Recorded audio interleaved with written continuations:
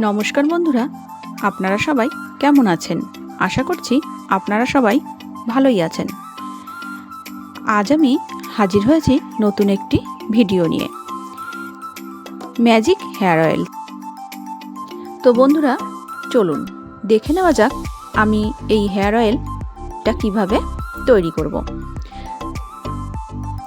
এই তেল তৈরি করার জন্য আমি এখানে নিয়ে নিয়েছি অ্যালোভেরা জেল, আর নিয়ে নিয়েছি মেথি, কালো জিরে, কারি পাতা, নিম পাতা আর কোকোনাট অয়েলের একটা শিশি।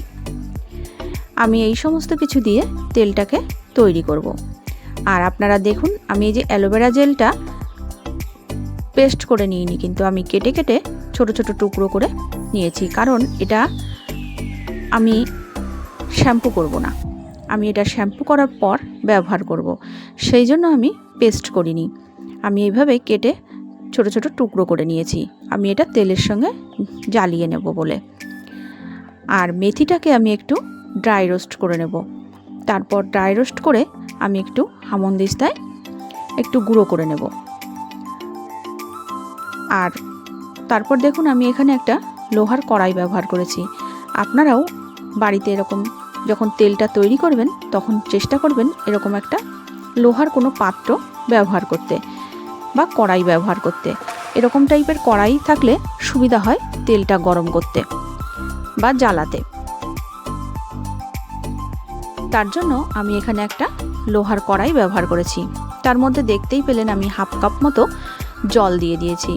জলের মধ্যে আমি এই ধুয়ে নেওয়া নিম পাতাগুলো দিয়ে দিচ্ছি, আর দিয়ে দেবো কারি পাতা। আমি পাতাগুলো কিন্তু সমস্ত আগে থেকে ভালো করে ধুয়ে নিয়েছিলাম, তাই নিম পাতা আর কারি পাতা এই জলের মধ্যে দিয়ে দিলাম। আর দিয়ে দিচ্ছি কালো জিরে। কালো জিরে কিন্তু অনেক গুণাগুণ আছে। এবার দেখুন, এই যে কেটে কেটে ছোট ছোট টুকরো করে নিয়েছি অ্যালোভেরা জেলগুলো, আমি এই অ্যালোভেরা জেলগুলো দিয়ে দেবো এই জলের মধ্যে। আমি কিন্তু অ্যালোভেরা জেল পেস্ট করে নিইনি, আমি এভাবেই কেটে কেটে ছোট ছোট টুকরো করে নিয়েছি। এটাকে আমি তেলের সাথে জ্বালিয়ে নেব।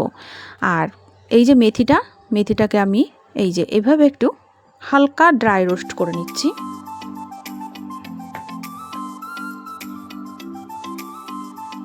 আপনারা কিন্তু দেখতেই পাচ্ছেন আমি কিভাবে তেলটা তৈরি করছি। যাদের চুলের সমস্যা, চুল পড়ে যাচ্ছে, নতুন চুল গজাচ্ছে না, তাদের জন্য আমি এই হেয়ার অয়েলটা করে দেখাচ্ছি। আর এটা আপনারা বাড়িতে করে ট্রাই করে দেখতে পারেন। তেলটা কিন্তু ভীষণ উপকারী।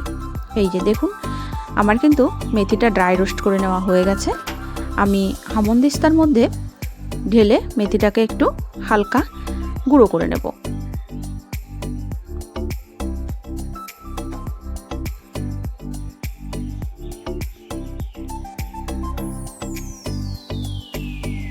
দেখতেই পাচ্ছেন মেথিটা কিন্তু আমি একটু হালকা হাতে গুঁড়ো করে নিচ্ছি। পুরো গোটা দিলে পরে তেলটার মধ্যে মেথিটার ভেতরের যে একটা গুণাগুণ সেটা কিন্তু তেলের সঙ্গে মিশবে না, সেই জন্য আমি একটু হালকা ড্রাই রোস্ট করে এইভাবে গুঁড়ো করে এই তেলের মধ্যে দিয়ে দেব। এই যে দেখুন, আমি কিভাবে হালকা গুঁড়ো করে দিয়ে দিলাম তেলের মধ্যে। আপনারাও কিন্তু এভাবে দিয়ে দেবেন, আর এইভাবে সমস্ত কিছু একসঙ্গে জ্বালাতে থাকবেন। এরপর আমি দিয়ে দেব নারকেল তেল।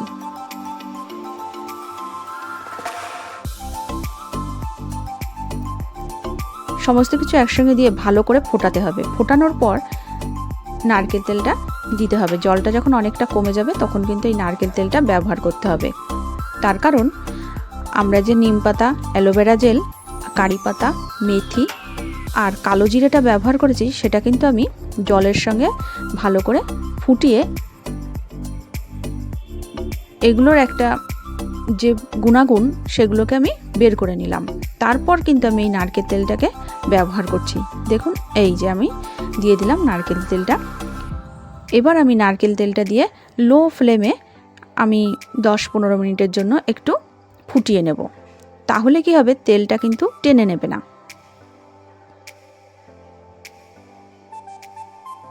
আর এভাবে একটু নাড়াতে থাকবেন।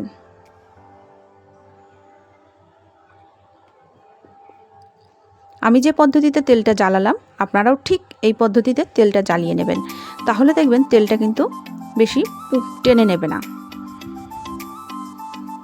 তেলের পরিমাণটাও ঠিকঠাক থাকবে।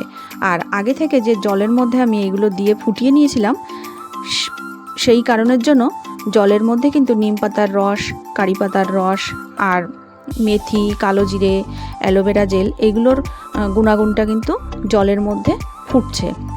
তারপরেই কিন্তু আমি তেলটাকে এখানে ব্যবহার করেছি, সেই জন্য আপনারাও তেলটা এভাবেই ব্যবহার করবেন। 10-15 মিনিট লো ফ্লেমে একটু জ্বালিয়ে নেবেন, জ্বালালে কিন্তু তেলটা রেডি হয়ে যাবে।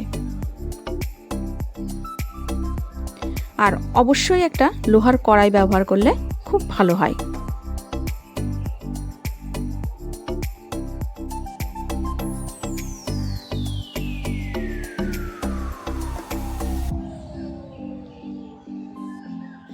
আর তেলটা কিভাবে চুলে ব্যবহার করতে হবে সেটা আমি আমার চুলে লাগিয়ে আপনাদেরকে দেখাচ্ছি। তেলটা আগে ছাঁকনি দিয়ে ছেঁকে শুধু তেলটাকেই নেব, কারণ এর মধ্যে যে সমস্ত কিছু দেওয়া আছে সেই সমস্ত কিছু চুলের মধ্যে, তেলটা যখন আমি ব্যবহার করব তখন কিন্তু চুলের সঙ্গে লেগে যাবে। তার জন্য আমি ছাঁকনি দিয়ে এভাবে ছেঁকে ছেঁকে নেব। ছেঁকে নিলে খালি তেলটাকে আমি একটা বোতলের মধ্যে ভরে রাখতে পারবো, আর যখন দরকার পড়বে তখন কিন্তু আমি মাখতে পারবো। আপনারাও কিন্তু এভাবে তেলটা বানিয়ে একটা বোতলে রেখে দিতে পারেন। ছাঁকনি দিয়ে কিন্তু আমি ছেঁকে নিচ্ছি পুরো তেলটাকে। আর এই যে নিম পাতা, এই যে ছেঁকে নেওয়ার পর যে সমস্তগুলো বেরিয়েছে এগুলো কিন্তু আমি ফেলবো না, এগুলোকেও আমি ভালো করে পেস্ট করে রেখে দেব। এটা দিয়েও আমি আরেকদিন আপনাদের সঙ্গে শেয়ার করব তেলের রেসিপি। আর এই তেলটা কখন কিভাবে মাখবেন সেটাও আমি বলে দিচ্ছি। আপনারা শ্যাম্পু করার পর এই তেলটা ব্যবহার করবেন। এই কারণেই আমি কিন্তু অ্যালোভেরা জেলটাকে পেস্ট করে ওই তেলের সঙ্গে ব্যবহার করিনি, এইভাবে ছোট ছোট টুকরো করে তেলের সঙ্গে জ্বালিয়ে নিয়েছিলাম। তার কারণ এটাই, আমি শ্যাম্পু করার পর তেলটা ব্যবহার করি।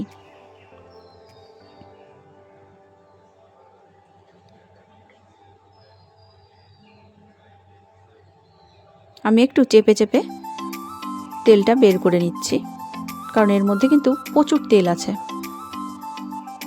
দেখুন আমার এখানে 1 বাটি হয়ে গেছে, কাচের বাটির 1 বাটি তেল তৈরি হয়ে গেছে। তেলটা কিন্তু আমার অনেক দিন যাবে।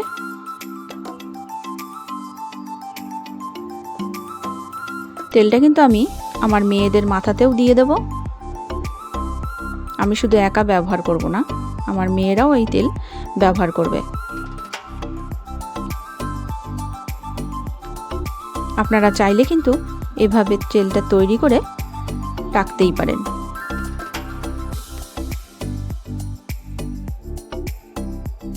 তেলটা কিন্তু আমার রেডি হয়ে গেল।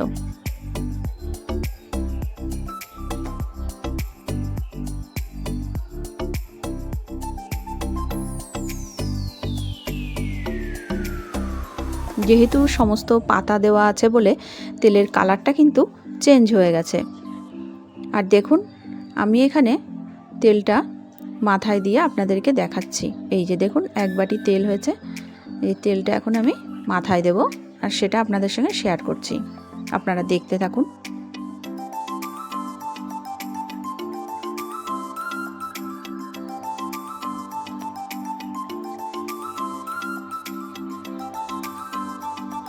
দেখুন আমি কিন্তু ঠিক চুলের গোড়ায় গোড়ায় স্ক্যাল্পগুলোতে লাগিয়ে নিচ্ছি।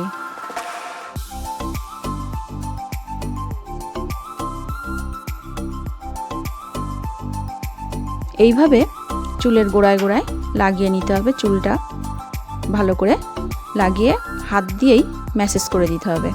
দেখুন ঠিক হাতের তালু দিয়ে আমি কিন্তু লাগিয়ে নিচ্ছি চুলের গোড়ায় গোড়ায়। আর এভাবেই আপনারা কিন্তু চুলের গোড়ায় গোড়ায় লাগিয়ে নেবেন।